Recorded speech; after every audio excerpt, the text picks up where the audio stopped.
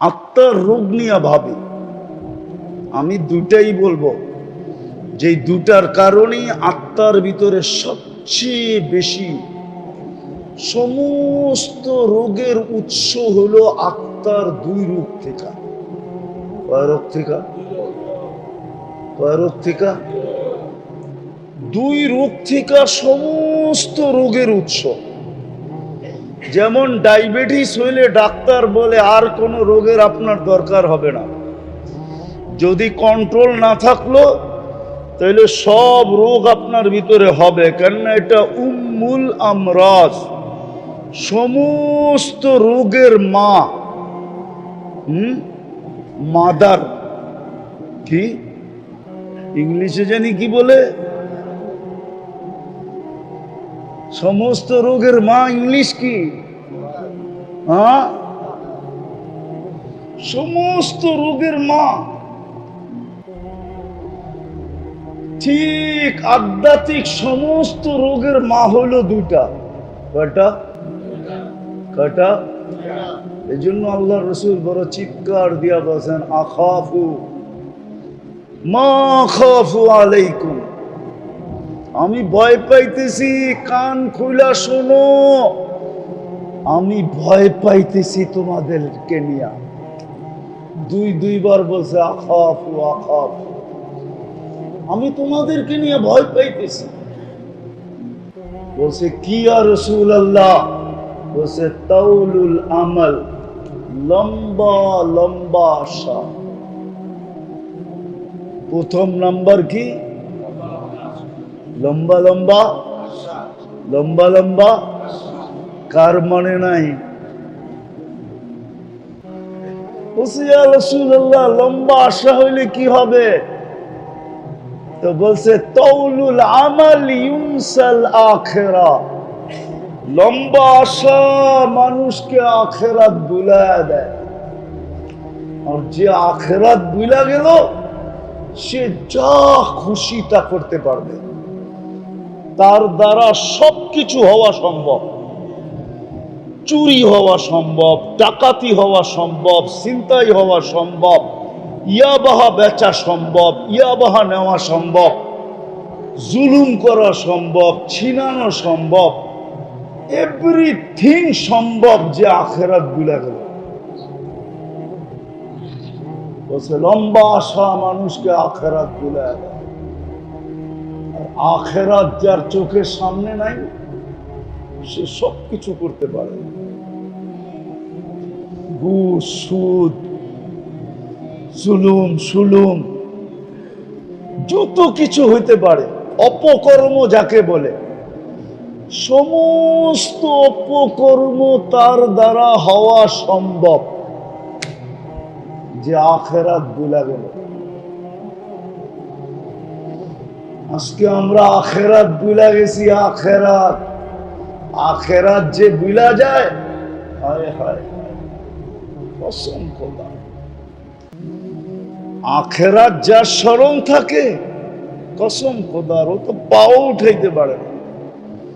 উঠাইতে গেল চিন্তা করে আখিরাত বনবে না বিগাড়বে,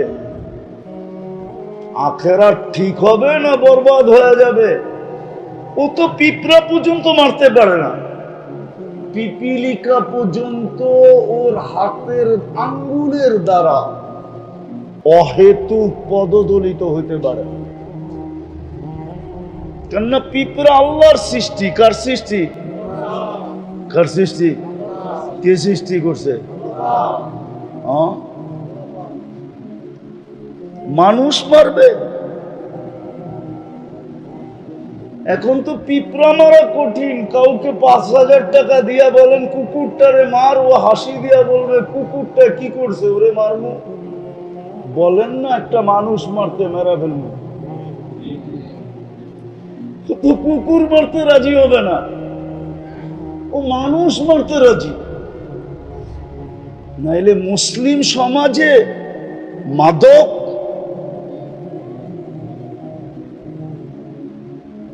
মুসলিম সমাজে মাদক, মুসলিম যুবক মাদকে আসক্ত, মুসলমান মাদক বেচে। ওলামা আমাকে বলো এখানে যে ওলামা আছে এটা কি তাসাব্বুর করা যায়? কি তাসাব্বুরাতের ভিতরে পড়ে যে মুসলমান মাদক বেচবে? আরে মুসলমান বাদ দিলাম, উম্মতে মুহাম্মদী মাদক বেচবে। উম্মতে মুহাম্মদী আপনার গ্রেড কত আপনি তো জানেনই না। যেমন আল্লাহর উপরে কিচ্ছু নাই, আল্লাহই একক, ঠিক মুহাম্মদুর রাসূলুল্লাহর উপরে কেউ নাই। আছে নাকি? হ্যাঁ, এরকম উম্মতে মুহাম্মদীর উপরে কেউ নাই। আছে নাকি?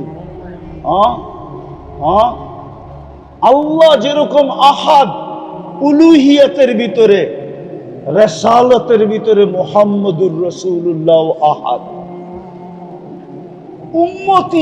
উম্মতিয়াতের ভিতরে উম্মতে মুহাম্মদী ও আহাদ। কি? কুল হুয়াল্লাহ। উলুহিয়াতের ভিতরে আল্লাহ কি? আহাদ। রিসালাতের ভিতরে মুহাম্মদুর রাসূলুল্লাহ আহাদ। উম্মতিয়াতের ভিতরে উম্মতে মুহাম্মদী আহাদ। না মানেন না? না রাত্রে ফেসবুকে বিরুদ্ধে লেখা শুরু করবেন? আহাদ ওই উম্মত মাদক বেচে। কি মাদক কি বাংলাদেশে মুসলমান বেচে না? হ্যাঁ, ওই উম্মত মাদক বেচে। ওই উম্মত বাড়ি জমিন ছিনায়। হায় হায় হায়। সর্বপ্রথম রোগ হইল তাউলুল আমাল, যেটার ফলাফল দাঁড়ায় আখিরাত ভুলা যায়। দ্বিতীয় রোগ হইল ইত্তেবাউল হাওয়া, মন চাহি জীবন। আমি সব জায়গায় চলে আসছি। মন চাহি জীবন, রব চাহি না, মন চাহি জীবন। কোরআন হাদিসের আলোকে জীবন না, মন চাহি জীবন। ইত্তেবাউল হাওয়া বলছে মন চাহি জীবন কি হবে? আফারাইতাখাদা মান ইত্তাখাদা ইলাহাহু হাওয়া। মন চাহি জীবনে কি ক্ষতি হবে? আওয়াজ কমান। মন চাহি জীবনে কি ক্ষতি হবে? আল্লাহর রাসূল বলছে মন চাহি জীবন, হকের মাঝে তোমার মাঝে পর্দা পড়া যাবে, তুমি হক চিনবে না। বিদ্যা থাকবে কিন্তু তোমার ভিতর থেকে ওই পার্স বিনষ্ট হয়ে যাবে, যেই পার্স থাকলে হক চিনে। মানুক আর না মানুক চিনে, মানুক আর না মানুক, মানুক আর না মানুক চিনে। আমার মনে আছে কোন এক সময়, ভাই ছোলো করো ছোলো, আমার মনে আছে আমি একবার বয়ান করতেছিলাম জজদের ভিতরে। বাংলাদেশে 850 জজ আছে, রমজানে ওদের একটা ইফতার পার্টি হয়। তো কোনো এক সময় আমাকে ইনভাইট করছিলেন, আমি জজদেরকে বলতেছিলাম 850, এখন একটু বেশি হবে, 900 950 মতো। ওই সময় যে মন্ত্রী ছিল ওনার নামও আমি জানি, উনি আমার পাশে বসা ছিল। তো বলতেছিল আসরের পরে ইফতার কাছাকাছি আমি বয়ান করতে গেলে হুজুরের বয়ান করা হবে না। তা আমি বয়ান করলাম না, আজকে হুজুরের বয়ানই শুনি। তা আমি বলতেছিলাম শোনেন, আমি জানি আপনারা যেখানে বসে আছেন আমার মতো দাড়ি টুপি নিতে পারবেন না,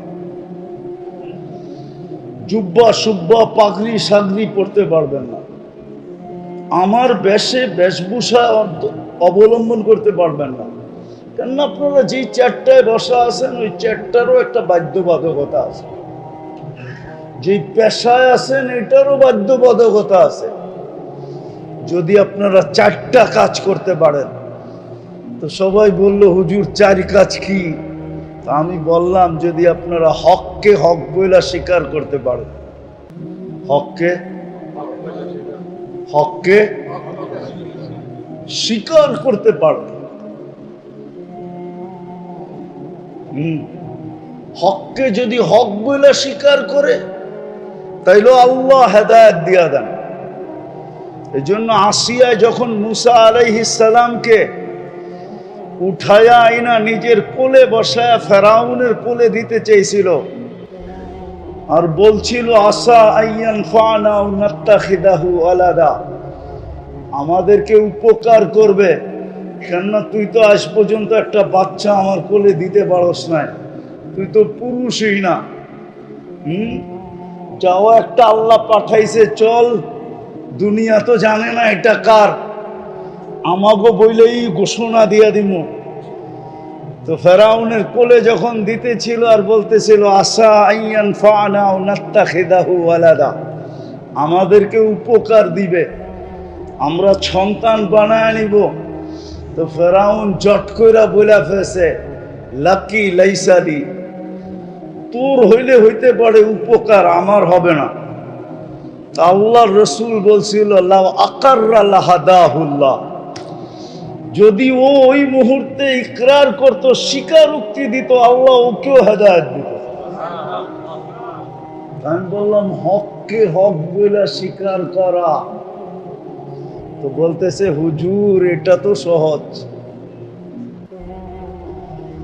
হক দ্বিতীয় হইল হককে কখনো ক্রিটিসাইজ না করা। আমার সমাজে দেখেন টকশোতে, কয়েকদিন আগেই শুনতেছিলাম একজনের টকশোতে বলতেছে মাদ্রাসাগুলা বলে গরিব বানানের কারখানা। কি এত আস্তে নাউজুবিল্লাহ পড়লেন? আপনারও দেখা যায় ওর দলের, ঠিক না? মাদ্রাসাগুলো হলো গরিব বানানের কি কি কি আবার ও বলে সুশীল কি। তবে আমি আবার ওটার একটু সুশীল বলে না, আমি ওটারে আবার এটি মোটিফাই করছি, কেননা আমরা ছোটবেলায় শুনছিলাম শীল কি। আমাদের দেশে একটা জাতি ছিল শীল কি, চিনেন শীল কি? দেখেন না এক একজন হুজুর করে নিয়ে কিভাবে ব্যঙ্গ করে, অথচ নিজে বিরাট বিরাট শিক্ষিত। ওই যে মনচাহি জীবন, ইত্তেবাউল হাওয়া, মনচাহি জীবন মানুষকে তার মাঝে আর হকের মাঝে পর্দা ঢেলা দেয়। শিক্ষা দীক্ষা সবকিছু থাকা সত্ত্বেও, যুক্তি তর্ক বোঝা সত্ত্বেও হককে মানে না। হক মানার ক্ষমতা তার ভিতর থেকে বিলুপ্ত হয়ে যায়। আর যার ভিতর থেকে হক মানার ক্ষমতা বিলুপ্ত হয়ে যায়, খোদার কসম ওকে দিয়া যা খুশি তা করানো যায়। ওকে দিয়া সূর্যের আলো তো করানো যায়, আবার রাতের অন্ধকারও করানো যায়। হ্যাঁ হ্যাঁ, সূর্যের আলো তো করানো যায়। আমি আপনাদেরকে আঙ্গুল দিয়ে দেখাইতেছি না, আপনাদের সামনে প্রস্ফুটিত। নাহলে মানুষকে পাখির মতো গুলি করে মারে কি করে, ঠিক না? মানুষকে গুলি করে মারে কি করে? মানুষকে মারে, আবার স্বজাতিকে মারে, স্বদেশীকে মারে, আবার স্বভাষাভাষীকে মারে। ভাষা এক, দেশ এক, জাত এক, পাখির মতো গুলি করে মারে। বুঝা গেল হক ওর কাছে নাই, হক ওর কাছে নাই, কেননা ওর মন চাহি জীবন হয়ে গেছে। এই দুটা রোগের থেকে আমাদেরকে বাঁচা উচিত। দুটা রোগের থেকে যদি বাঁচতে পারলেন, একটা হলো লম্বা আশা, যেটা আল্লাহর রসুল ইঙ্গিত দিছে, ইদা আসবাহতা ফালা তানতাদিরিল মাসা, যেটা বাংলার জমিনে আল্লাহ সত্যায়িত করছে, 1 মিনিটের নাই ভরসা। যে লেখছে সে গাইছে স্টেজে, তার উপরে সত্যায়িত হয়েছে। ফিরোজ শাহী লেখছে গাইছে, আর গাজীপুরের স্টেজে এই গান গাইতে যেয়ে মারা গেছে। আল্লাহ বুঝেইছে তুমি আশা লম্বা করো না,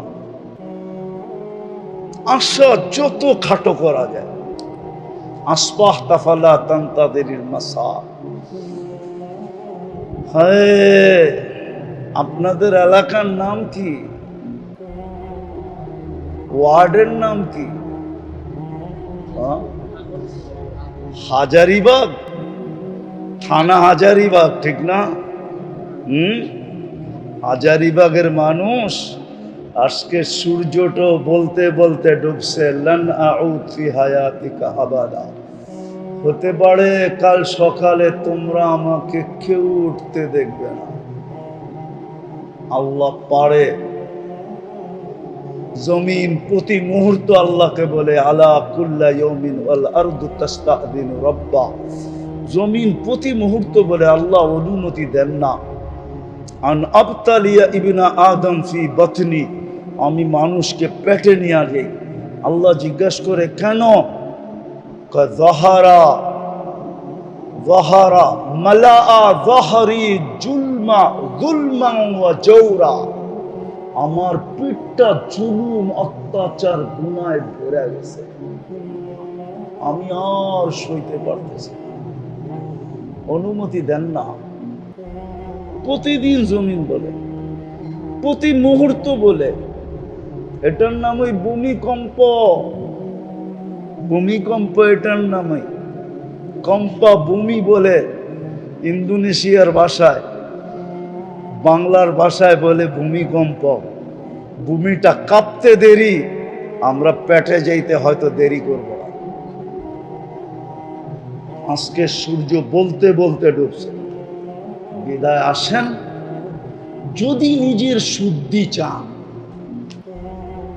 আশাকে ছোট করেন, মন চাহি ছাড়েন, আল্লাহ চাহি ধরেন, রসুল চাহি ধরেন। আল্লাহ কি চায়, রসুল কি চায়, কোন মুহূর্ত আপনার কাছে কি চায় বলবেন। এটা শিখবো কোথায়? ওটার জন্য বাংলাদেশের মতো সহজ পরিবেশ দুনিয়ার কোনো দেশে নাই। আমার বয়ানে আছে, শুনতে পারবেন। আল্লাহওয়ালাদের সোহবত কত জরুরি। আল্লাহ আমাদেরকে আমল করার তৌফিক দান করেন। ওমা আলাইনা ইল্লাল বালাগ। লাকাল হামদ কামা ইয়ানবাগি লিজালালি ওয়াজহিক ওয়া আযীমি সুলতানিক। সাল্লি ওয়া সাল্লিম ওয়া বারিক আলা হাবিবিকা মুহাম্মদ সালাতান ওয়া সালামান খালিদান মা খুলুদিক দাইমান মা দাওয়ামিক লা মুনতাহা লাহু দুনা ইলমিক ওয়া লা মুনতাহা লাহু দুনা মাশিয়াতিক ওয়া লা জাযা লিকাইলিহি দুনা রিদা। আয় আল্লাহ, বেশি কিছু চাবো না। আয় আল্লাহ, এই আয়োজনটাকে কবুল করেন, এই আয়োজকদেরকে কবুল করেন। আয় আল্লাহ, যেই নামে এই খানকাটাকে কবুল করেন। আয় আল্লাহ, এটাকে শুধু ক্লিনিক হিসাবে না, এটাকে ইউনিভার্সিটি কলেজ হিসাবে কবুল করেন, ইউনিভার্সিটি হিসাবে কবুল করেন। আয় আল্লাহ, আয় আল্লাহ, যেরকম মেডিকেল ইউনিভার্সিটি আছে, এটাকে এরকম আধ্যাত্মিক ইউনিভার্সিটি হিসাবে কবুল করেন।